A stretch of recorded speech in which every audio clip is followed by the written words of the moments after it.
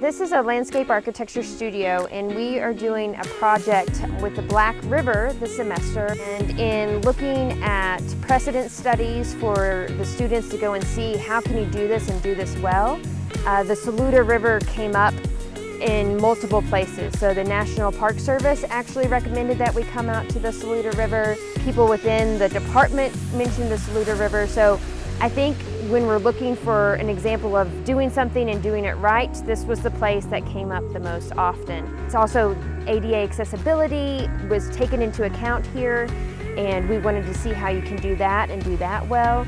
So this was just a great experience for students to come and see another project that has been done to the level that we want our project to be completed at.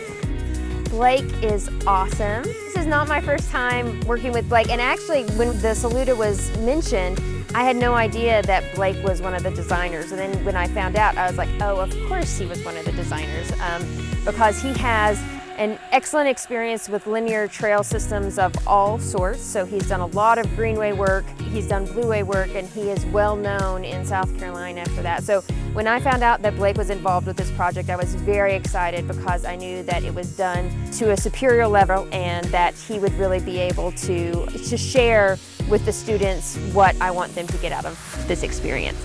The whole concept is the Saluda River Blueway. It's a 48-mile corridor from the Saluda Lake Dam, which is in Pickens County, down to Ware Shoals, which is in Lawrence County.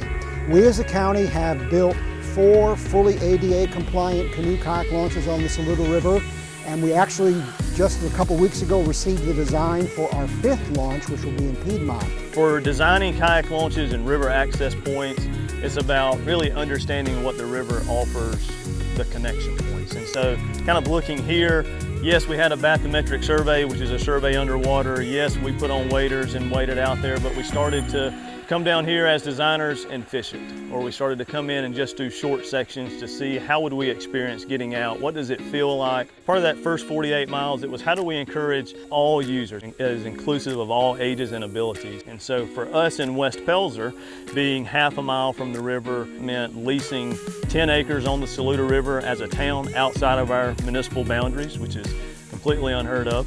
Having county money and water rec money donated to us from the state to install another kayak launch there, or a fishing pier, boardwalk access, those sort of things. So from a municipal standpoint, this launch and the river is very, very critical to revitalizing small textile communities as well. So it could be a really good case study for other cities and towns across the state where textiles left in the 90s using this as a revitalization tool.